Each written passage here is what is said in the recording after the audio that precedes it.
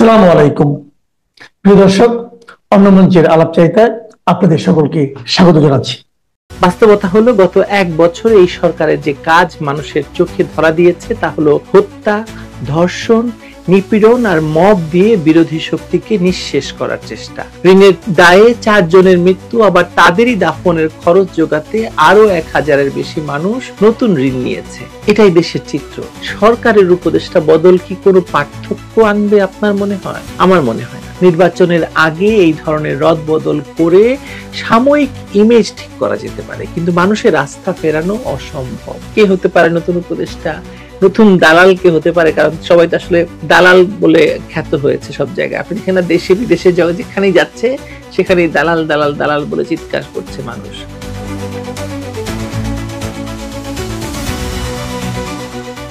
বাংলাদেশের রাজনীতিতে হঠাৎ করে উপদেষ্টা পরিষদে রদবদলের আলোচনা জোরালো হয়েছে। নতুন করে নাম আসছে, কারো দায়িত্ব বদল হবে বা কারো চেয়ার নড়বড়ে হয়ে পড়েছে, এসব কথা এখন আপনি চায়ের দোকানেও শুনবেন। সব জায়গায় এসব আলোচনা চলছে। সরকার বলছে এটি প্রয়োজনীয়, নির্বাচন সামনে, কাজের গতি বাড়াতে হবে, ইমেজ ঠিক করতে হবে, সব নানা হ্যান। কিন্তু প্রশ্ন হলো, এই রদবদল কি আসলেই কোনো কাজে আসবে, নাকি এটি শুধু একটি কৌশল? ভাঙা ঘড়িতে নতুন কাঁটা বসানোর মতো, মানে ঘড়িটা ভেঙে গেছে, এখন জাস্ট কাঁটা বদলাই দিচ্ছে। বাস্তবতা হলো গত এক বছর এই সরকারের যে কাজ মানুষের চোখে ধরা দিয়েছে তা হলো হত্যা, ধর্ষণ, নিপীড়ন আর মব দিয়ে বিরোধী শক্তিকে নিঃশেষ করার চেষ্টা। এর বাইরে অর্থনীতি, সামাজিক কিংবা রাজনীতির কোনো খাতে দৃশ্যমান কোনো অগ্রগতি আপনি দেখেছেন? আমি দেখতে পাইনি, কিন্তু আসলে নেই বলতে গেলে। মানুষ চারদিকে যে হতাশা দেখছে তা কেবল রাজনৈতিক নয়, অর্থনৈতিক দিক থেকে ভয়াবহ অবস্থা। ঋণের দায়ে মানুষ আত্মহত্যা করছে, আবার সেই মৃতদেহের অন্ত্যেষ্টিক্রিয়াও করতে হচ্ছে নতুন ঋণ নিয়ে। খবরের কাগজ খুললেই দেখা যাচ্ছে শত শত মানুষ এভাবে ঋণের ফাঁদে পড়ে মৃত্যুর মধ্যেও মুক্তি পাচ্ছে না। ঋণের দায়ে 4 জনের মৃত্যু, আবার তাদেরই দাফনের খরচ জোগাতে আরো 1000-এর বেশি মানুষ নতুন ঋণ নিয়েছে। এটাই দেশের চিত্র। একজন মানুষ জন্ম নিচ্ছে ঋণের দায় নিয়ে, সারাটা জীবন ঋণের চাপে হাহাকার করছে এবং শেষে মৃত্যুর পরেও ঋণের পাহাড় রেখে যাচ্ছে। বাংলাদেশে ঋণ সংস্কৃতি করেছে কে? শুরুটা করেছে কে? ডক্টর ইউনূস। সমাজের এই বেদনাদায়ক অবস্থায় সরকারের উপদেষ্টা বদল কি কোনো পার্থক্য আনবে আপনার মনে হয়? আমার মনে হয় না। রাজনৈতিক দিক থেকেও সরকারের অবস্থা খুব নাজুক। উপদেষ্টা পরিষদে যারা আছেন তাদের মধ্যে অনেকেই সরাসরি বা পরোক্ষভাবে এনসিপি নামের একটি গোষ্ঠীর সঙ্গে যুক্ত।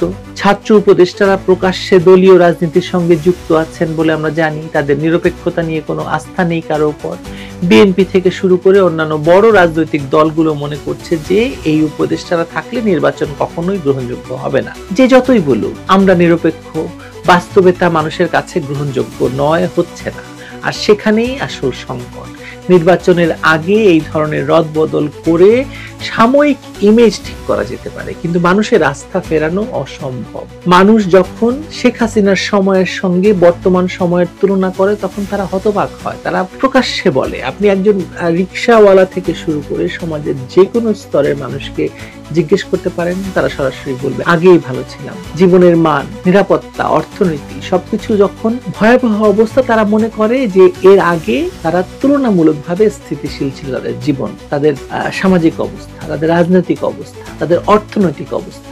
আজকে মানুষ বাজারে গিয়ে দেখছে নিত্যপণ্যের দাম নিয়ন্ত্রণের বাইরে। হাসপাতালগুলোতে চিকিৎসা নেই, টিকা নেই, শিশুর টিকা নেই, শিক্ষা খাতে ভয়াবহ অবস্থা, শিক্ষা প্রতিষ্ঠানে শিক্ষা দিতে পারছেন না শিক্ষকরা, কর্মসংস্থান নেই, হাজার হাজার লক্ষ লক্ষ তরুণ বেকার হয়েছেন। আমরা জানি যে এই কিছুদিন আগেই রিপোর্ট বেরিয়েছে 6 লক্ষ নতুন তরুণ যারা ব্যাচেলর ডিগ্রি পাশ করেছে তারা এখন বেকার, কাজের সন্ধানে দেশ ছেড়ে চলে যেতে চাইছে অনেকে।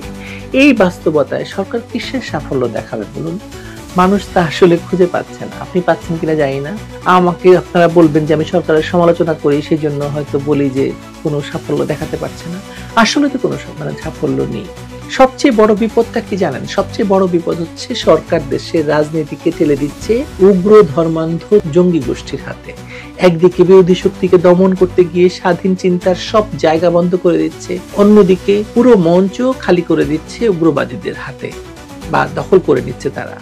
এতে যারা সাময়িকভাবে ক্ষমতায় টিকে থাকতে চাইছে তারা হয়তো স্বস্তি পাচ্ছে, কিন্তু দেশ দীর্ঘমেয়াদে ভয়ঙ্কর ঝুঁকিতে পড়ছে। ধর্মকে রাজনীতির হাতিয়ার হিসেবে ব্যবহার করা হচ্ছে এবং সাধারণ মানুষকে বিভক্ত করার জন্য সেটা সবচেয়ে সহজ অস্ত্র।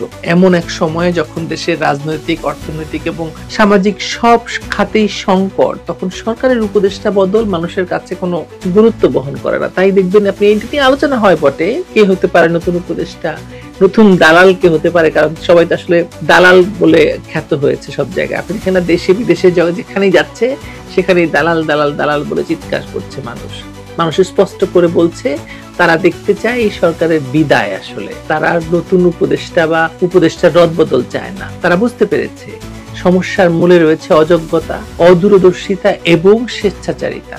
শুধু মুখ পাল্টে, মানে কয়েকজন উপদেষ্টা বদল করে, দায়িত্ব বদল করে, নতুন কিছু নাম যুক্ত করে এই সমস্যার সমাধান হবে না, বরং এতে সমস্যা আরো বাড়বে। তার মানে ইউনূস কি কেবল এই উপদেষ্টা পরিষদ রদবদল করে তার সরকারের গ্রহণযোগ্যতা টিকিয়ে রাখতে পারবেন? উত্তর হচ্ছে পরিষ্কার না। কারণ গ্রহণযোগ্যতা আসে কাজ দিয়ে, আস্থা দিয়ে, ন্যায় বিচার এবং নিরাপত্তা দিয়ে, যার কোনোটাই বাংলাদেশে এই মুহূর্তে নেই। যে সরকার 1 বছরে হত্যা, ধর্ষণ, দমন পীড়ন ছাড়া আর কিছু মানুষের মনে রাখতে দেয়নি, যে সরকার মানুষের পেটে ভাত দিতে পারেনি, ঋণের বোঝা থেকে মুক্তি দিতে পারেনি, নিরাপত্তা দিতে পারেনি, সেই সরকারের শেষ রক্ষা কোনো কৌশলেই হবে না। মানুষ সব দেখে, সব বোঝে এবং মানুষ চায় মুক্তি। উপদেষ্টা পরিষদের রদবদল সে মুক্তি এনে দিতে পারবে না, এটা নিশ্চিত। এটা শেষ পর্যন্ত সরকারের বিদায়ের প্রশ্নকে আরো প্রকট করে তুলবে। কবে যাবা এই প্রশ্ন এখন সবার মুখে উচ্চারিত হচ্ছে। বঙ্গবন্ধু বলেছিলেন না পাকিস্তানিদের, কত নিছো, কবে দেবা, কবে যাবা। মানুষ এখন এই সরকারকেও বলছে কত নিছো, কবে দেবা, কবে যাবা। বঙ্গবন্ধুর দফা বলেছিলেন যে আমার 6 দফা বুঝি না, আমার দফা 3টা, কত নিছো, কবে দেবা, কবে যাবা। বাংলাদেশ একটা কথা মনে পড়তেছে, সাল নাই কুত্তার বাঘা নাম। আমি কথাটা বলতাম না, কিন্তু এটা একটা প্রবাদ বাক্য হিসাবে আপনাদের সামনে বললাম। আপনারা আবার ভাইবেন না আমি যে ব্যক্তিকে নিয়ে এখন কথা বলবো তাকে আমি সালনাই কুত্তা বা বাঘা কিছু একটা বলেছি, এমনটা কিন্তু না। উনি একজন বীর মুক্তিযোদ্ধা, আমি ওনাকে অনেক সম্মান করি, শ্রদ্ধা করি, আপনারা সবাই সেটা জানেন।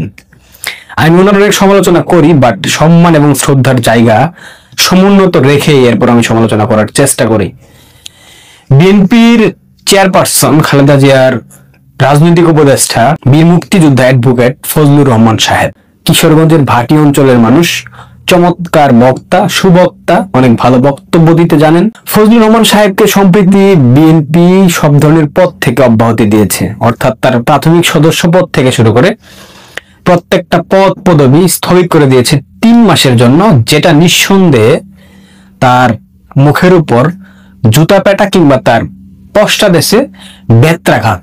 যা হোক, এটা তার প্রসঙ্গ, তার বিষয়। প্রথমে হাসি দিয়েছি কেন জানেন? স্ক্রিনে আপনারা লেখাটা পড়েন, আমি পড়বো না, আপনারা পড়েন। উনি দল গঠন করবেন, ওকে ফাইন, দল গঠন করতেই পারেন। মুক্তিযুদ্ধের পক্ষের একটা দল প্রয়োজন এই মুহূর্তে বাংলাদেশে, হ্যাঁ, এটা আমিও বিশ্বাস করি। আওয়ামী লীগকে কেন একা এই মুক্তিযুদ্ধকে রক্ষা করতে হবে? অন্য একটা দল প্রয়োজন, অবশ্যই প্রয়োজন রয়েছে, আপনারা করেন, ওয়েলকাম। বাট উনি বলতেছেন আওয়ামী লীগ আর ফিরে আসতে পারবে না।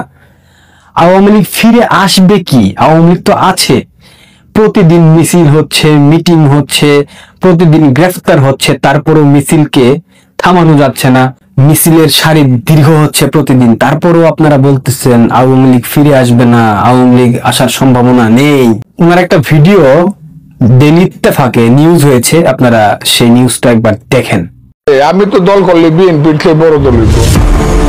আমি দল করলে বিএনপির চেয়ে বড় দল হবে, আমি করব। তো তোমরা রাগ করতে পারো আমার কথাটায়, কিন্তু এদেশে মুক্তিযুদ্ধের পক্ষে একটা দল হওয়া উচিত বলে আমি মনে করি। সামাজিক যোগাযোগ মাধ্যমে ভাইরাল হওয়া একটি ভিডিওতে এসব কথা বলতে দেখা যাচ্ছে বিএনপি নেতা ও বীর মুক্তিযোদ্ধা ফজলুর রহমানকে। তার এই বক্তব্যের পর রাজনীতিতে নতুন করে আলোচনা সৃষ্টি হয়েছে। প্রশ্ন উঠছে, তবে কি সত্যি তিনি নতুন দল খোলার পরিকল্পনা করছেন?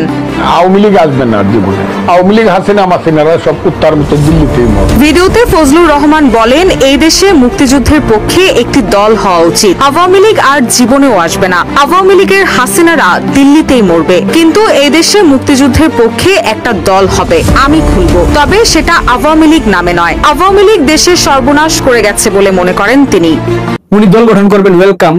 উনি বলেছেন শেখ হাসিনা দিল্লিতেই মরে যাবে, শেখ হাসিনা বাংলাদেশে আসতে পারবে না। এটা ওনার ব্যক্তিগত অভিমত, উনি প্রকাশ করতেই পারেন। গণতান্ত্রিক রাষ্ট্রে উনি মত প্রকাশ করবেন, এটাই তো স্বাভাবিক। এই মত প্রকাশের স্বাধীনতার জন্যই তো তথাকথিত জুলাই জঙ্গি উত্থান হয়েছিল। আমি এখন কয়েকটা কথা বলি, আপনারা কেউ মাইন্ড করবেন না, অনেকেই বিষয়টাকে অন্যভাবে নিতে পারেন।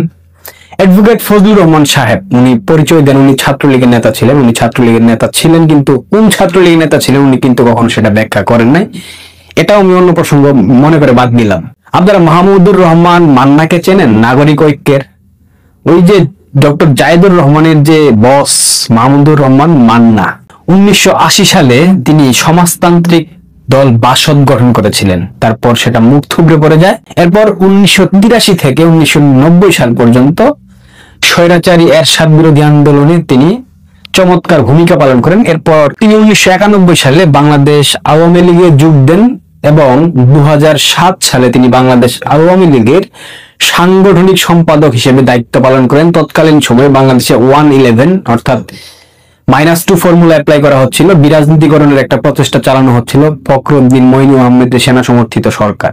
মাহমুদুর রহমান মান্না কিন্তু পরবর্তীতে বাংলাদেশ আওয়ামী লীগ আর করতে পারেননি, কারণ তার অতিরিক্ত ইগোর একটা সমস্যা ছিল, যেমনটা অ্যাডভোকেট ফজলুর রহমানের মধ্যে রয়েছে।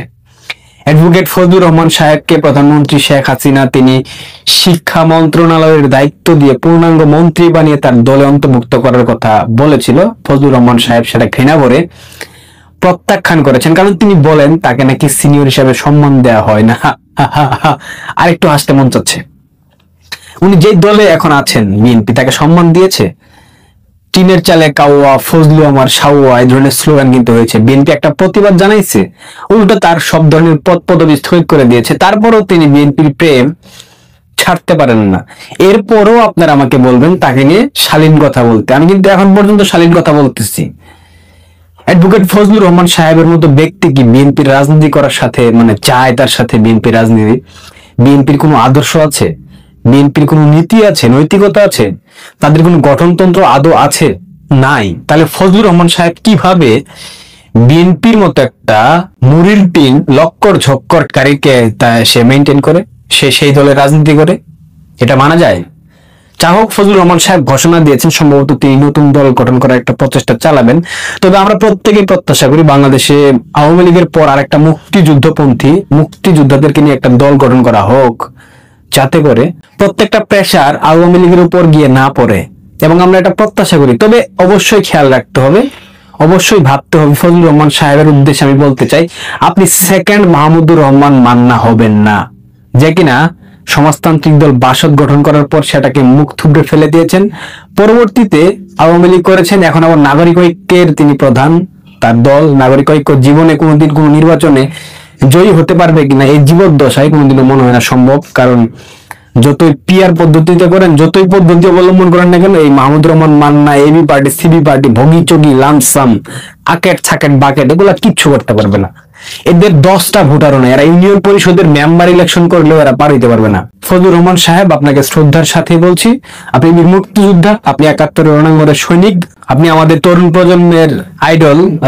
অবশ্যই আমরা প্রত্যাশা করি আপনি একটা দল গঠন করেন, তবে সেখানে যাতে মুক্তিযুদ্ধ বিরোধী কোনো শক্তি স্থান না পায়, কোনো বাটপার, কোনো বিএনপির নেতা যেন স্থান না পায়, এবং আপনি খুব সতর্কতার সাথে এই দল গঠন করেন, যাতে করে আপনাকে আবার সেকেন্ড মাহমুদুর রহমান মান্না না বলা হয়। এটাই আমার আহ্বান থাকবে। ভালো থাকবেন, ধন্যবাদ।